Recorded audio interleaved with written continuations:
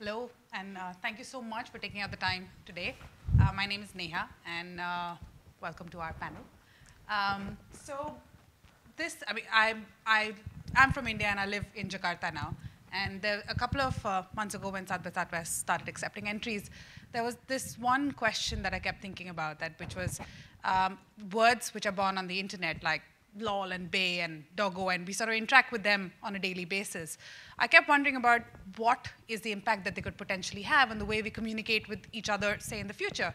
Is it possible that we could only rely on these words, to talk, and could it possibly overcome geographies and cultural backgrounds and any other kind of distinction that we have between us as people and would stop us from communicating with each other?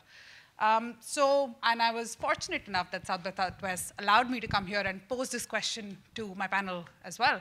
And to help us explore this topic, I have an amazing panel.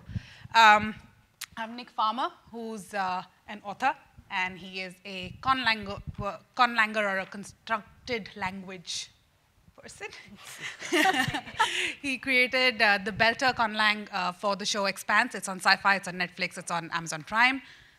We have Sali Tagliamonte, who is the Canada researcher in language variation and change.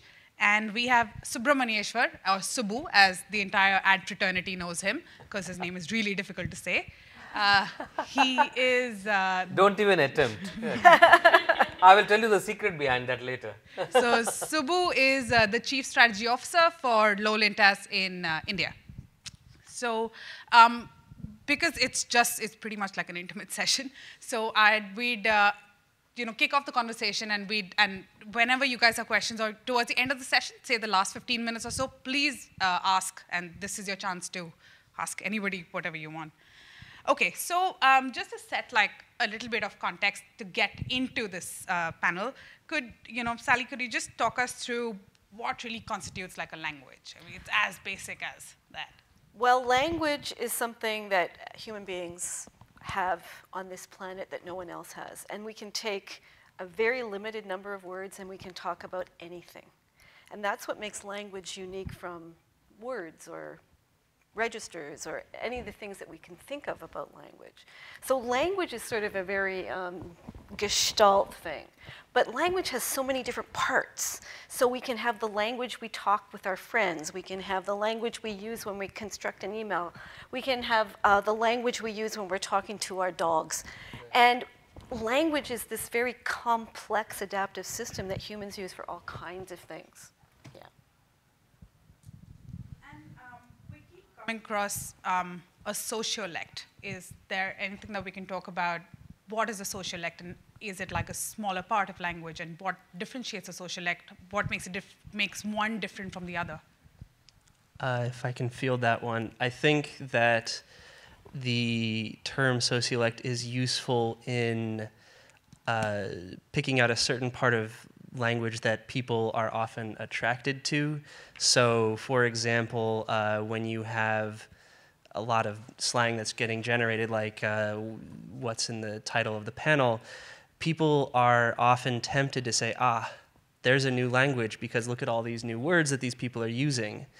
And but when you come down to it, they are still speaking English or French or Quechua or whatever their native language is. They're just using these new words to differentiate themselves as one particular group, and so that you can then call that a sociolect, and that is just useful to recognize that no, it's just one particular kind of that larger language. And so, if it's all about these smaller groups, what about like sociolects which exist only in the realm of the internet? So like Sally, you mentioned that people have like a separate language to talk to their dogs, which is called Doggo lingo, right? I mean, on the internet space, it has. So what about these sociolects? Like, where do they emerge from specifically when we talk about the internet? Well, that is what is so amazing about the internet, because it's leading people to have groups that transcend everything we once knew about language. It transcends geography, it transcends class, it transcends age, gender, everything, because people are interacting in this global situation. And so they find their own groups. And the groups that form there like every other group. I guess like what you said is okay. Before I start, okay, because I have seen a lot of inquisitive eyes looking at my name. Okay, first thing is it doesn't look like a name; it looks like a sentence on its own. It's a language on its own, like probably, yeah. And my dad used to say like you should challenge Germans in engineering, and I never practiced engineering, and I went into doing management. So I didn't challenge them in engineering, but I definitely challenged them in having a very long name. Okay? I have a longer name than Germans. Okay? So one of the things I feel strongly, like when you see that what the phenomenon of internet, what is happening is, because it is breeding now. When you look back and then see, like, you know, there is one world and it has probably 200 countries, 192 countries are like, and each country has multiple states and all. Now what I see is like millions and millions of microcultures are getting formed, and that is giving that is like practically every day, like in thousands of microcultures, and that microculture could be, it could be a people of constituting 10 people, it could be 1,000 people, it could be 10,000, it could be 200,000, whatever it is, kind of, it could vary in size. But each microculture is guided by their own common language, their own common interests, their own common thoughts, beliefs, ideas. That is what is bringing people together, and then that is becoming interesting, and that is getting multiplied every single day. And then probably you will see, like, you know, I can say geographically, as Sally said, like, you know, there is a geographical separation of, like, you know, yeah, I know pretty much, I know what the world is, what we get to see on a map, what is unknown and what we cannot see, like, you know, going beyond geographical into psychological and sociological borders where they are getting dismantled. That is where you see the emergence of millions and millions of subcultures, microcultures, what I call them, and those could, like, those could be interesting, like, you know, and probably as the discussion progresses, we will talk about it many times, like, because I am a practitioner of brands, brand building.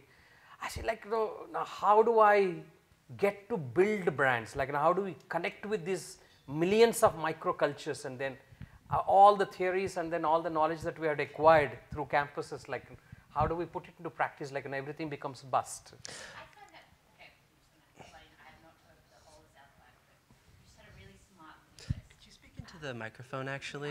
We had a really smart linguist contextualizing a debate and doing a really great foundational definition. And you butted in when she was mid-sentence and started talking about yourself, and we said everything she just said. I was wondering if you could just finish your sentence. Sure. So I can't even remember what my sentence was now, but I think what Subbu was trying to say is the internet is creating this situation where we have social groups creating themselves. And the real thing for branding people like him is to find a way for those local cultures to diffuse outwards from themselves. So we can't predict language change, but we can predict things that will move people out of their own localities. Because language is this weird thing that we want to sound like where we come from. But now with the internet, we want to go places where we can connect with people that think like we do or have interests like we do. And that's what's making the internet something that language scientists like me are watching very carefully, because it means that language will change in ways that it has never changed before, because the intersections between people are at a completely different level. So I would also like to provide an example of the kind of groups that are forming, and unfortunately it's not a particularly positive one. You may be familiar with the term dog whistle, which is so that you have particular alt-right, racist, etc. groups, and that they have particular terminology like, oh, he's a globalist. And that might seem innocuous, but to them within their group, this is a way of using language to indicate to each other, like, ah, yes, I am in this group and you're in this group, and we can talk about this thing. And I mean, so the internet can bring all sorts of positive connections, and it can also bring together people who may not be so positive. But while, I mean, so while these little groups are being formed, I think if we could just spend a little bit of time on talking about the role that the internet is playing in sort of just fueling this and allowing this cross, intersection where we're able to see words moving from one place to the other. And Nick, we were also talking about it earlier, is that our dependency on just banking on one particular language where we used to communicate with, say, on the, which is English, like for the internet. Our dependency on using only one language to reach out to each other, is that reducing and diminishing? Are we looking at a way that, we rely on these other words or these small words which are being created on the internet far more now that we're all connected, through the internet? Actually, I think I'd like to hear what Sally has to say about this first, and then I'll add on. Well, for example, one of the fastest changes I have ever documented is the use of quotative be like. You all know it. You probably all do it. I'm like, are you kidding? And he's like, yeah. And I'm like, really? And he's like, no. That quotative, as far as we know, began amongst the generation that were born in the 1970s. And it has spread all over the world. You can't go anywhere in the world where it's not used. So how did that happen? And that's the big question for us as language scientists. The actuation of these changes, the time and place of those changes is happening so quickly because of global communication. Think about the words that you use and how quickly they can change. So for example, let's talk about another one that I hear all over the place now. And that if you want to talk about something that's really good, what do you say? You say it's super good. Now listen for when you hear people say super good. How did that happen? It happened like within the last 10 years. How did it happen? It transcends languages and it transcends countries. I hear my father, who is 90, say it. I hear Neha, who's from Jakarta, say it. I hear people all over in this conference saying it. How did that happen? How did you all start using that one word to mean really good? And so what I'm watching as a language scientist is how these changes can develop and just move so quickly. And it can only be that people are moving quickly and talking to people in ways that they haven't talked to people before. Yeah. I think that one of the great things also is that, throughout history, finding strong evidence of language change has been really difficult, because unless it's been written down, there's no way of knowing exactly how. We didn't have granular detail on how people were talking 500 years ago, and so we can make educated guesses about how languages were changing in the past. But now, because not only is it happening faster, but everything is preserved on the internet. That's why you should never send pictures of yourself. But it's great, it's great data for us. We can, and with all the other techniques that are being talked about here in terms of, big data and so on and so forth, these are things that linguists can then mine for more information about these changes, and so that's exciting. I think from my perspective, because from an advertising perspective, for super good to be something which is so popularly used, it's something that we have to keep like an ear out for. And so how does that sort of impact the way that we look at these words as communicators? How does it impact our brand? See, something which I always feel is like many times when we look at brands, like I was talking to Sali, brand itself is a language. Okay, the idea of brand is itself built on a language. When you look at communicators, like when you put a brand together, many times you get caught in saying that, what's the visual identity? What's the typeface? What's the logo? What's the picture and all? I always feel strongly, as much as importance that you give to visual identity, a brand needs to have verbal identity. It needs to have its own verbal identity, particularly at a time when there's so many millions of languages are being created, as we're talking about on internet, and then people communicating with each other. A strong verbal identity will distinguish the brand, and some brands had done it successfully. Like when I look at brands like McDonald's or Budweiser, like some of these guys have done it intuitively, even before an internet phenomenon has started. What internet phenomenon can do today is actually accelerate that whole process. Like, it's almost like I have a rocket in hand, now I have a rocket launcher in the form of internet, and you can reach much faster. And I would say, like, what I would say, to keep two things in mind. Visual identity is what was so far we have grown up with, and that was laid emphasis on. You need to have today a verbal identity, which is a language for the brand. Each brand needs to have its own language to create distinction in a cluttered market.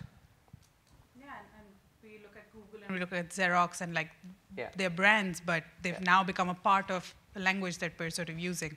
And so what role exactly do you think, like, for companies like Google or any of these which have now become a part of our lexicon, what role does the internet play in sort of just pushing them forward and helping them become words by themselves, like for them to be included in the dictionary? That's fascinating. You know, Nick or Sally, do you want to take that? Well, I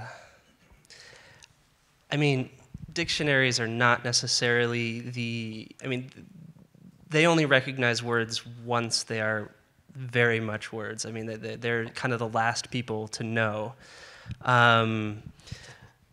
But yeah, with the internet, it just is our culture now. And that's what language. That's one of the greatest things that influences language is our culture.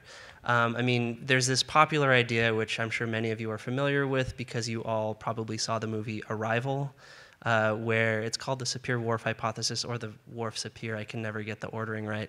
This idea that that the language that you speak somehow influences your cognition. There's actually no evidence that this is the case.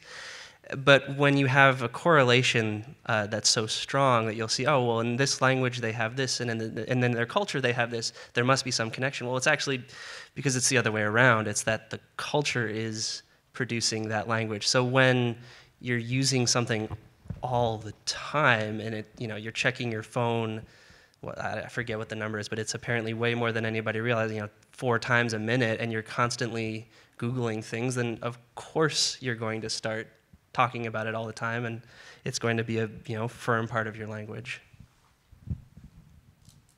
So are people able to maintain a difference in what they communicate, say, on a regular basis from the culture that they belong to originally, from the country or the background that they're from, versus the internet culture? Because they do run in parallel, right? They aren't like mixing or permeating with each other, or they are as well. I mean, it's, I guess, something debatable. Well, language only ever reflects the society in which it is used. And so you guys are looking at your phones, like, look at those words that you're using. Start asking yourself, where did I pick up that word from? Usually language change begins organically from the streets, from the way we talk to each other, and from interactive conversation, somebody that you're face-to-face with. And it used to be thought that the only way language could change is through face-to-face communication. But that's changing now. What's happening is the vernacular, what we do in our everyday conversations, is making that leap into the conversations we're having with our fingers. And what we do in spoken discourse with each other moves into that communication. So what happens, Neha, is change begins in the language of the street, in the language of every day. And then what happens on the internet is an acceleration of those changes. I think another point to bear in mind is that you hear people constantly saying, oh, kids these days don't read. Well, actually, kids now read way more than anybody in history ever did because it's a primary means of communication.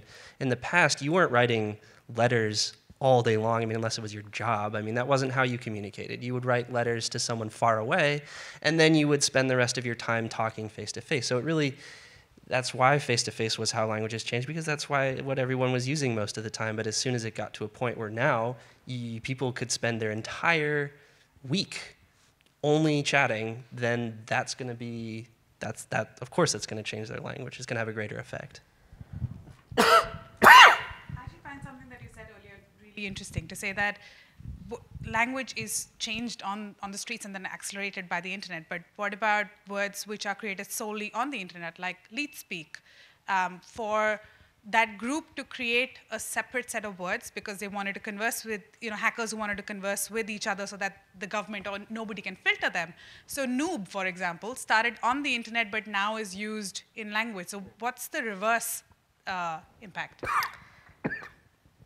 I would have to study that to know. I mean, I don't know that noob started on the internet. We have this idea that things always start on the internet, but they probably start on the street. Yeah. Very true.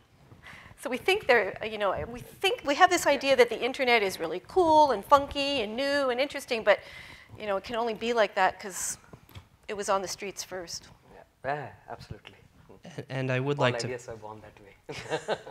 I would also like to point out that orthography is not language. You can write. I mean, it's a representation, a visual representation of language. And so even while I'm talking about how, okay, yes, I know this may sound like I'm contradicting myself, that yes, the way that we're writing is impacting things that it didn't before, but it's because, the language is still, going on in here. So when people think of noob as like, oh, this is some crazy new thing that's happening, well, it's a clipping of newbie, and clippings happen all the time. There's nothing particularly strange about that. And so like Sali was saying, I mean, that particular example isn't unique until, yes, it now all of a sudden spreads a lot faster than it could have before. Acceleration and not really creation that we're looking at. But so clipping that you were talking about, so it's essentially we look at a word and then find like a shorter way to say it on the internet. Is there a way for us to sort of say that, or are there any examples that you can think of where clippings have sort of now become the only word that you're sort of using? You've forgotten what the original word was. Oh, I do this with my students all the time, and it's so funny because most of the words they use were once acronyms or fuller forms. TV, for example. Fab from fabulous, rad from radical.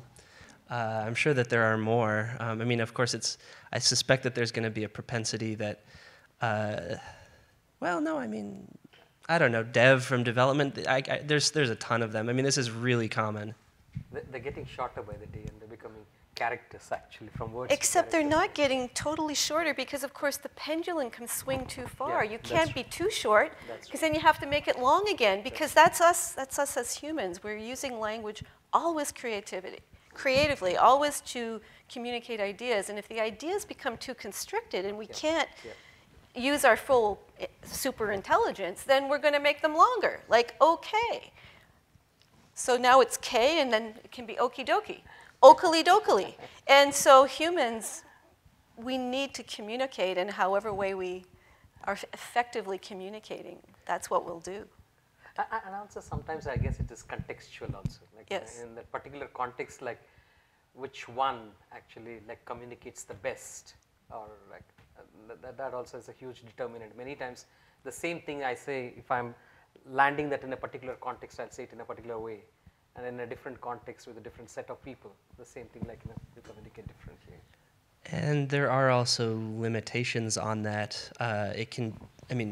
When there is too much ambiguity, that a particular word has too many meanings and it becomes too difficult to keep track of all of them in all the different contexts, people will naturally start to use then another word that all of a sudden is much more specific. And then over time, they'll forget that other word even had that meaning. Right.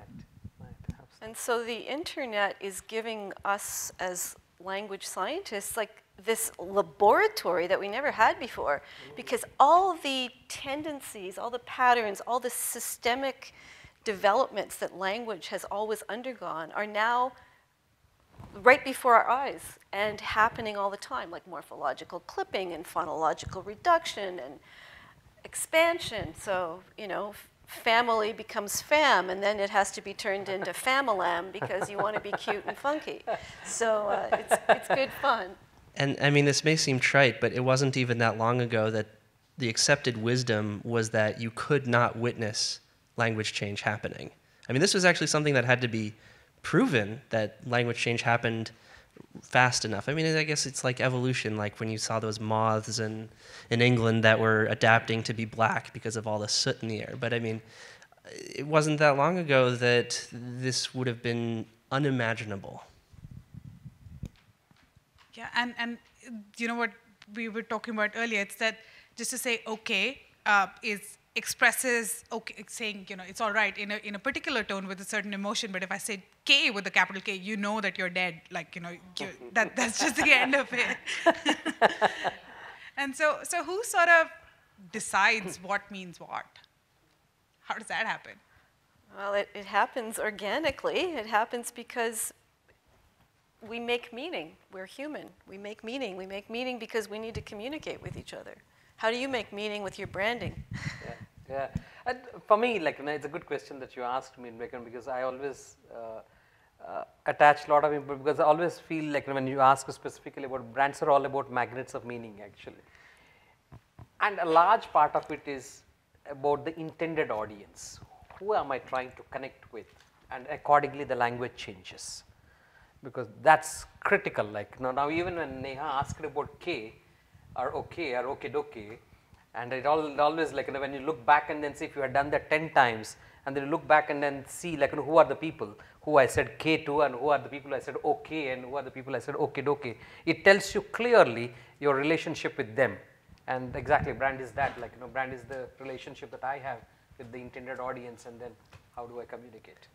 Well, and Neha, you talked earlier about how there are the parallel cultures, and this is something that everybody throughout their lives will go from different circle to different circle, and their language will change, you know, accordingly. And most people won't even realize that they're doing it. They may be slightly aware, but it can be as extreme as if you're in a country like India, where the language of your village is. Give me an example. What would yours be? Punjabi. So Punjabi, okay. That's what you will speak at home with your family, but you're also from Mumbai, so, you know, you'll be speaking Hindi all the time. And then, you know, but if you're going to court, and now it's a very formal situation, you'll be speaking English. And so in your case, because it's like these different actual languages, it's a little bit easier to recognize that this is going on. But if you're just talking different registers, you'll be doing this as well. And you can also use consciously these different registers to give the meaning that you want. So if if you're talking to a police officer and you say that's correct, that's just how you would say it, because you don't want to sound too flippant. But if you say to your partner, you know, like, oh, is this what we're doing for dinner? And you say that's correct, then you sound pretty mad. And when we're verbal about it, of course, it's very easy to communicate our tone and, you know, our intent. Or when it comes to written, when it comes to like the internet and us communicating, say, on chat or an email, how do registers change? And, like, what is the variation that is there a way that, you know, for us to still be able to put an emotion behind the words that we're using? So, like, we're talking about, like, email, to say that, you know, there's a certain way in which you talk, and if you see the same person chatting, and you'll be like, who is this person? This is a completely different person from the person who's on an email to like a published article. So, you know, how do you decide on which platform, sort of, what register should you use? Well, the way people use language is not conscious most of the time. What we do, we hardly know. And most people don't even realize what they're doing with language, which is a cool thing. I mean, you don't realize how much you expose about yourself because of the way you use language. So watch out if there's a language scientist observing you. Although when it is conscious, it is usually in the form of art. I mean, Yes. So poetry and literature. And then again, even the choice of language can be very powerful. If you are, you know, living in colonial Africa and you choose not to write in English, but you choose to write in your native language, that's a powerful statement. And so the choices that you make in the way you communicate, does it also have an impact on the way people the way people judge you? I mean, we were Absolutely. Absolutely. It does. So is there like an example or something that you can tell us about? A story? Well, I can give you an anecdote. I train a lot of students in Toronto, and one of my students, my students are in their 20s, and you know how they talk. They talk like 20-year-olds. And so one of my students decided to go work in industry, and she got a job working with a publishing company. But before she got that job, the person called to say, tell me what you think of this person. And I made the mistake, I have to say, I should have known better, and I said, do not be deterred by how she talks. Do not be deterred, because she is extremely intelligent. And the woman on the phone put me in my place, and she said, oh, we're a young company here, and we all talk like that. And so I've never said anything like that ever again, because it means that generational changes impact. And it meant that I thought the company would not hire her because of the way she talked. But they, in fact, were young enough to know she was talking perfectly well. And I mean, one thing, if you want an example, you can go on pretty much any internet comment board where somebody will make a point, and the next comment will be, oh, but you misspelled blah, blah, blah. And it's not actually a rebuttal. And I mean, aside from the fact that orthography isn't like, I mean, something that you hear all the time is, for example, that African American vernacular English is broken English, it's uneducated, and so on and so forth. And it really is a tool for a lot of people who can't. It's not socially acceptable to judge someone on the color of their skin, but you can still totally get away with, in many cases, correcting their grammar, even though African American vernacular English is it's a perfectly good language. There's nothing broken about it. The fact that they do that, you can drop the copula, so you can say like he a man, like that's a very regular thing that happens in the language, and it's not random. It's not like that they're not smart enough to speak normal English. So I think that it's something that people should be a little bit more cognizant of, that don't criticize someone on their language. I guess I think it has become acceptable as many times when you see, like, I know, like, both of you are linguists, and you're taught, like, this is the correct grammar usage, this is how it used to be. And sometimes when you see some of the words there being, like, we use like things like now words like Google, and Google is a noun, is a verb, and all, like, Uber and all this, the way we use. Sometimes those are at least okay, acceptable. Now think of a word like because. Because is a conjunction. Now suddenly because is being used like a noun, and it is used like and what should I say, like, it's used like a verb, all kinds of things. Like sometimes, like, when you see people constructing sentences, like, for example, I love reading this book because it was written by some Mark Nicholas.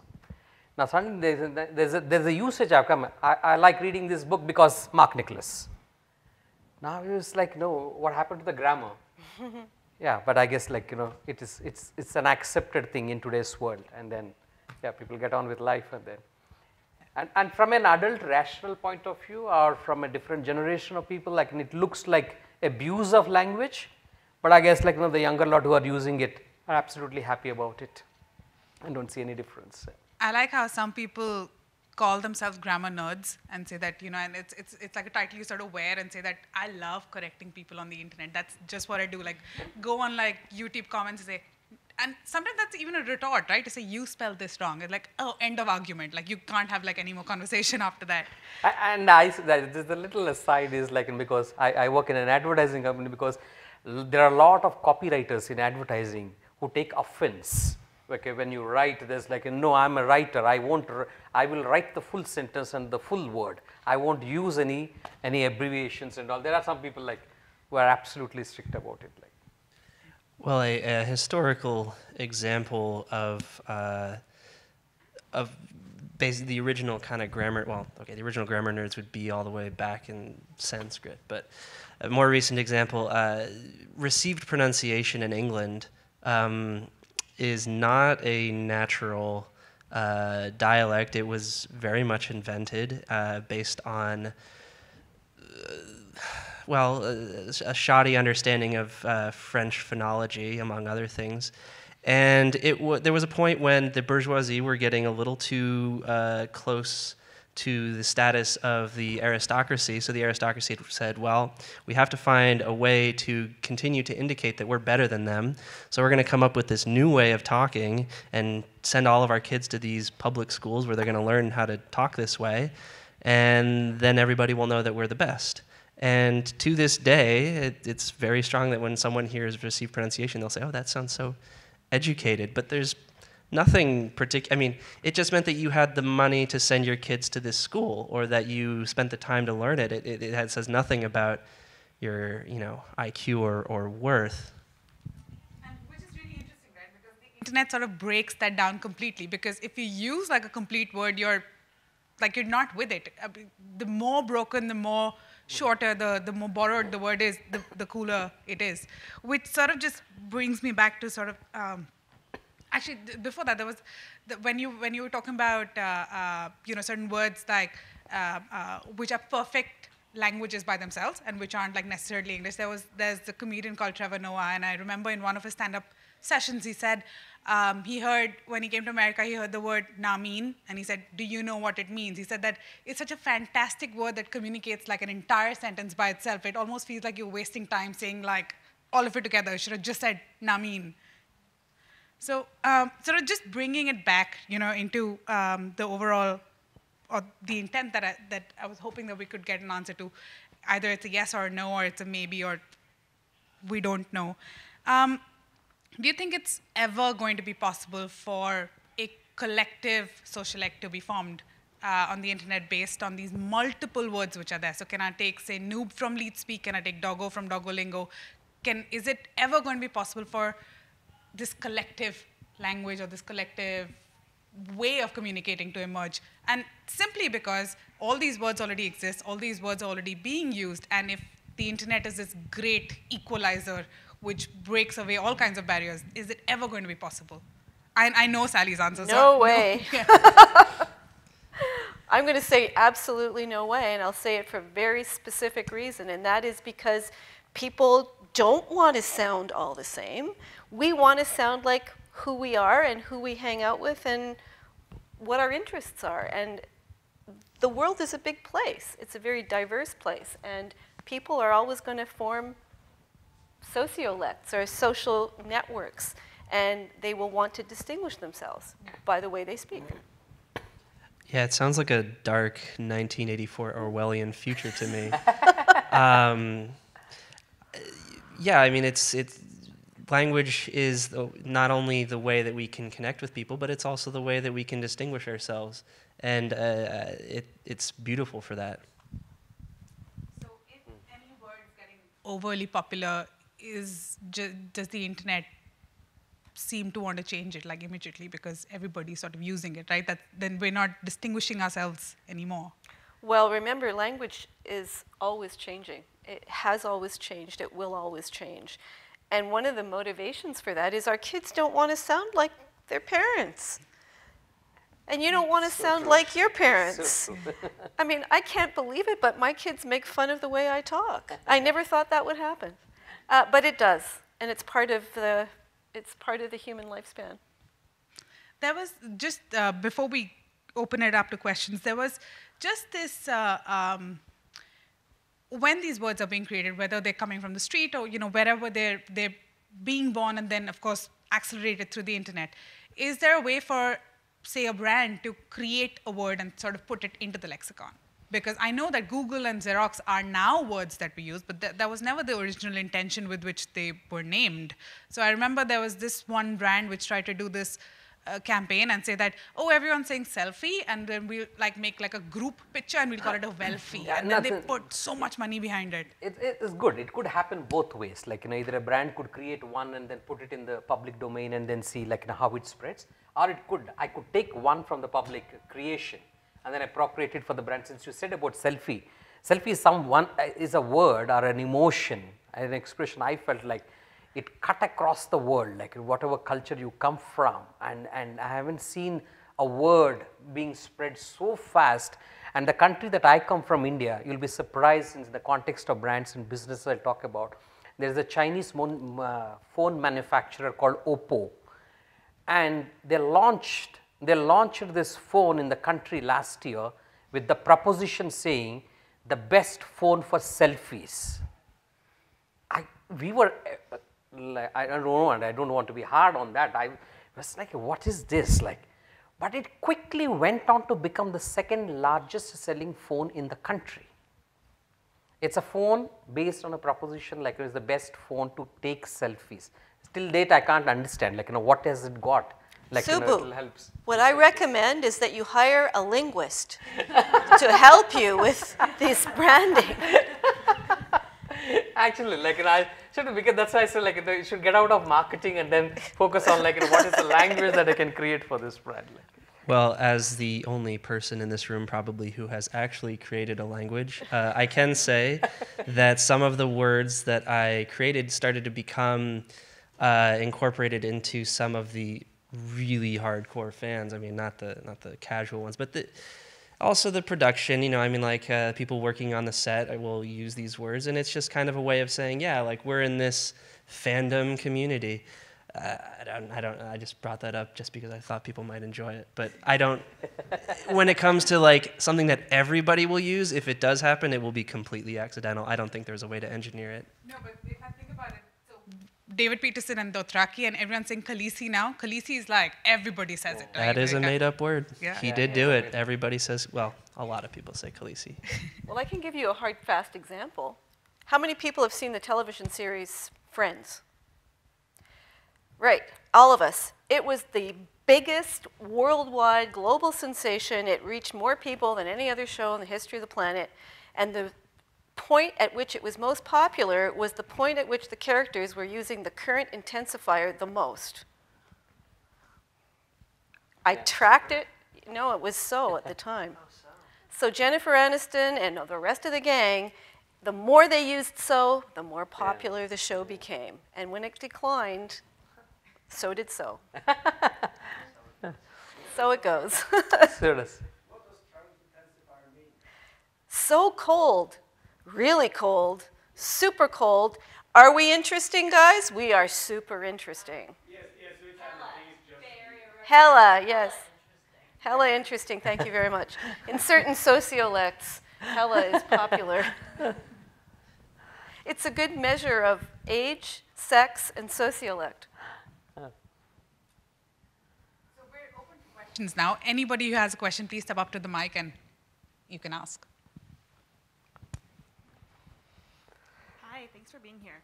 I work in brand voice development, copywriting, so I'm in this role a lot, but it's a pretty small niche in that industry. As you mentioned, more focus is on visual identity development.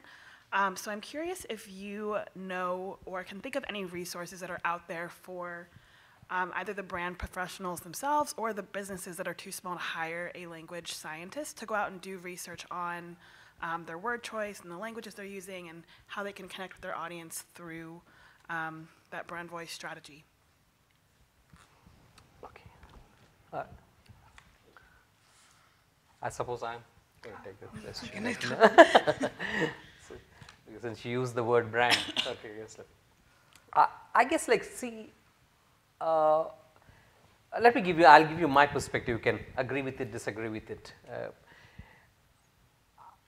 First thing is, like, I always refuse to believe that brands are part of marketing. Marketing as a subject is 70, 80, 90 years old in this world. Long before subject of marketing has got created, brands have existed in this universe for thousands of years. Like, every religion is a brand, every city is a brand, every monument is a brand. Like, lots of brands have existed. Every god, goddess is a brand. Now, when you start looking at brands as part of larger cultural context and not construct of marketing, if I look at it as a construct of marketing, the only thing that I can do is either one-on-one free, or like buy one and then give you 10 free, or I'll send you on a trip to Switzerland, and these are the kinds of things, because there is no difference between one and the other. When you look at it from a larger cultural context, that is where actually people like Nick and Sally can play a significant role, because then I am trying to see, like, I will look at the cultural and societal innovations that are happening in the context of that society, and then look at them and how do I appropriate them in the course of the brand. Because remember, like, all of us, as before we consider ourselves as consumers of a particular brand, we are human beings, we are people, we are products of culture, and brands are also same, exactly, they are products of culture. And if you treat them that way, and then, like, when you go to experts like this, and actually, like, instead of approaching it like a marketing, like, what is the proposition, what is the headline I write on this, like, if I can go to them, either of them, and then tell me, like, these are the people who I want to have a relationship with for my brand, through my brand, and what's the best language that can connect with them, and I'm sure, like, both of them can give a brilliant answer, like a brilliant Also, way just forward. to follow up, someone like me, you could consult with me anytime. I'm a media expert for the Linguistic Society of America, and you can find me easily on the internet. And I love talking to people about those kind of things. Actually, we don't do that, but, like, the most lateral answers come from experts like this. Yeah, That's and fine. it's a bit unfortunate as well, because most of the times we don't even think about connecting with the linguist, because whenever we're sort of a brief would be to say that let's create a hashtag, right? But how do you go and create the hashtag? How do I know that this is the right set of words or the right set of order that I should be using? And an example, if there's a campaign that we're running right now, and we sort of wrote this hashtag in Bahasa in Indonesia, and we thought it was fantastic because we thought it is perfectly explaining what we want to communicate. But when we put it out in the market, we realized that the young people aren't using it at all. It's something that the older generation is using. So unfortunately, there is no resource which exists. But what we try and do is we try to test it sometimes, just like a small test to see whether people pick it up or don't pick it up, but there's no way for us to engineer and know that this is going to work or no. I wish that we had more access, and I wish that we could reach out a lot more. I guess this would be the moment to pitch the textbook that it's an Intro to Linguistics textbook published by MIT Press by my mother, and I contributed 3 chapters. Take an Intro to Linguistics course, do it online. I mean, honestly, I think everybody, unless you're already a linguist, has a lot to learn from linguistics. We use language all the time. I mean, in our book, we do focus on communicative intent, and that's the sort of thing that everybody would be benefited by thinking about more. Hi there. I'm going to go in a little bit of a different direction. So I work for an emotional intelligence company. So we help market research firms and advertising agencies test video content online for people's emotions. So for me, it's really interesting to see how you feel about how important it is, especially as we're moving into a much more digital world, and we have all of these microcultures and languages being developed, to find something that unifies everyone, and understanding that in order to be able to market more efficiently to these people. So I'm curious to see how you feel, if you've looked into this research, and how you feel it'll impact branding and just in general, any other aspect. It's wide open, I would say. I mean, I've always said that the stuff that I do, tracking language change, showing changes that are on the upswing, would be very beneficial to people in marketing or in trying to create things that have emotional content. But so far, there's been very little uptake on that, to my knowledge. So you would be breaking new ground if you tried to make that connection. because the thing is that when you're doing emotional tracking on the internet, usually the words have a certain score which is associated to it, right? Because those words, and that's how you know whether it's a positive emotion or a negative emotion. But when it's words which are internet-based and they're used in different contexts, it's very difficult to know what emotional score you're sitting at, because, like K, it's perfectly okay for me to just say okay if I'm like in a hurry and I just say K, but if I say K period, then I know that I'm being rude or I'm angry and upset. So it's very difficult for for technology to be able to differentiate between. I have so many opinions about this. Good. But I mean, unfortunately, I can only present problems, some of which I'm not entirely sure are solvable. But yeah, I mean, the more that you, I really think that this is, I'm not going to put the blame on companies, because I actually think that linguistics as a field has been very bad at, well, marketing itself, at getting itself out there, at showing how it can be applied. For a long time, applied linguistics was a dirty word. And I think that, I mean, what Sali's doing is fantastic. And yeah, well, I mean, you definitely don't need my approval. But yeah, so we can talk more about it later if you'd like. Awesome. Cool. And that's the lady that you want to talk to. Hey there. So I work in social media, and we see all the time, like Bitmoji, emoji, GIFs are becoming so popular. So I'm kind of curious if you guys have started to adapt to study this language now that's kind of solely images, and even with emojis, we're kind of limited to this set that they provide us, but then we find new ways to utilize what they've provided to mean different things. So I have this sort of fantasy of emojis eventually becoming like Chinese. Yeah. But I think that until it gets to that level of, orthographical complexity, they're expanded punctuation right now. So they have all sorts of uses. You can indicate whether or not you're teasing or being sarcastic, or whether you're happy or sad, or if you want to say I love you and then also have a heart, it's like reduplication. You're just emphasizing that fact. But to call it a full language, I mean, we're not there yet. And would it also be because the meaning for certain emojis are very contextual and also very limited to certain people who are using it? Like I could put out like a smiley, and it probably means smiley, a happy face to the rest of the world, but to me and my friend who are having a conversation means something else altogether. So I think till everybody is not like on a common ground, it's a bit difficult to sort of just say that everybody can use it.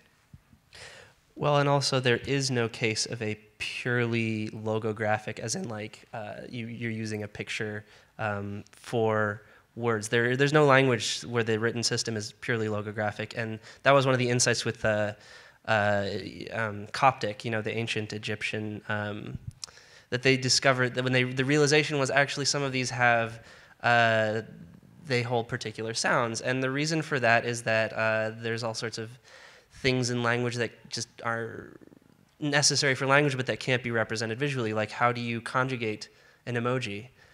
You would have to have some other emoji that has a particular sound so that you can add it to your first emoji to indicate that you're talking about first person plural.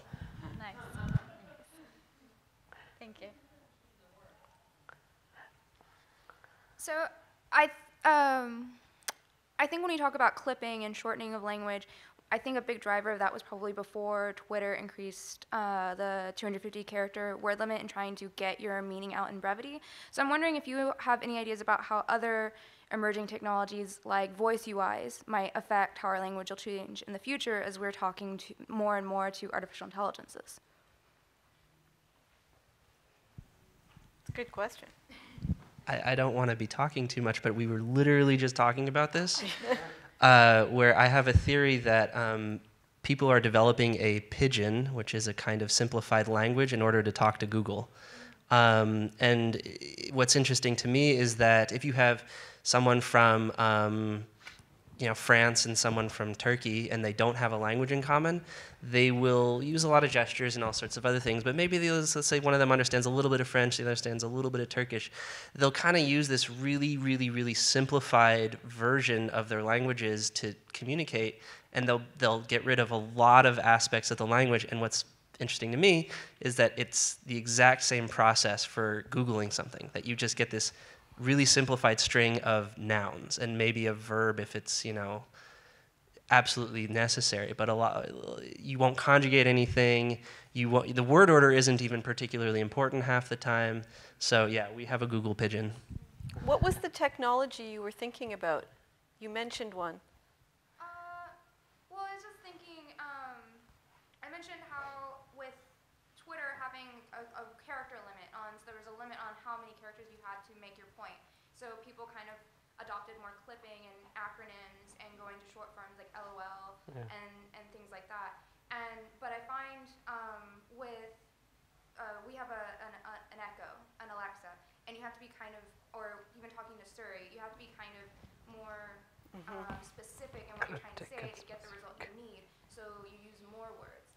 And I'm wondering if that will affect the language. Yeah, so you've just set up a brilliant future research project for language scientists to look at, because that's exactly right. We will adapt to whatever technological situations we find ourselves in, and that's exactly right. When we had those weird T9 and blah, blah, blah, there were all kinds of facets of language that shifted and changed. And now that everybody's got smartphones, it's an anachronism. Yeah. My intuition, though, is that won't spread beyond the interaction with the machine. I mean, just because you have to talk a certain way to Alexa doesn't mean that you're then going to turn to your roommate and talk the same way. But it's sort of the point of frustration, right? Because I think it's almost like how fast can the team, whoever is behind Alexa or Siri, update the list. So I think linguistic departments are only going to increase and become bigger and hire more people, hopefully. And then so we have time for just one more question. Take away everybody else's job. I don't think that'll happen. Okay, so it's sort of a complex thought that leads to a question, is about how each technology sort of leads to a focusing of definition. Like you had print technology, and then you had dictionaries so that people could look up words. And now with the internet, we've got online technology, and there's a lot of empowerment that's coming from that. But it seems like there may be I don't want to say a danger, but that every company is basically aspiring to create a hashtag or create a company name that becomes a verb the way that Google is, or becomes a state of being the way that Netflix and chill is. And so I'm just curious, what are the complications or the ethical challenges that you see in this space? Good question. Very good question. Excellent question. It's that's not my answer. I think that we are becoming particularly aware of this in a way that people probably weren't 100 years ago. And my rule of thumb for anything regarding how you use language and say identities and things like that is, if it's not immediately obvious, okay, that's just a word you don't use, then you ask. And I guess this is kind of a difficult thing for brands to do, because they want to manipulate people. I mean, they want to make you like them or buy their stuff. And I don't know. I mean, I guess there's ways to do that ethically, but there's also ways to do that unethically, and I'm not sure that anyone can answer your question particularly well. Well, I would just say that human beings are very creative and very inventive, and they will do what they will with language, and we can't dictate what people will do. We can't. We can't force people to do anything. They'll just do it, and if they resist it, they won't do it. Whenever clients send us a brief saying, can you make a hashtag which will become really popular, we say burn that brief. I mean, just don't even come to us with it. That's the usual practice. Like when somebody says, can you do something like that? Okay, that became that because they did something for the first time. Like if I try and do that, it won't be the same one. It won't happen that way. Like you'll have to create your own new language. Only then it'll. The one point which I was wanting, like to a question that she had asked, you had asked, one thing like, I don't know, like when Neha said about the scores attached to emotions and various things, like we all use that. Many times I found that, like we do a lot of those things. I always found they're helpful for validation. Okay, but I still, like I love technology, like we all use technology, but still I haven't found an answer, like you cannot replace when I meet somebody in person and try and understand, like because on the internet, like what one thing I get robbed of is the body language, like facial expressions, like I don't get to see them. It's easy, like I'll say, like I'll send one emoticon and I'll say something and then it goes away. Okay, great, but I don't know what was, like what was she going through, he or she going through in the mind. And I always say, like when we all, like if some of you are part of marketing brands and brand building brands and all, you always use consumer insight. What is the insight I have? My answer to all that always is have the consumer insight of you. Okay, that's the best way to understand them. It can't, nothing can replace that. Like the rest of it is like it can come and support me, but like you don't. Okay, thank you so much. That's all that we have time for. So just to answer the big question that we started, is there ever going to be a common social act? No. So that's what we answered. So thank you so much, guys. Thank you for your questions. Thank you. Thanks a lot.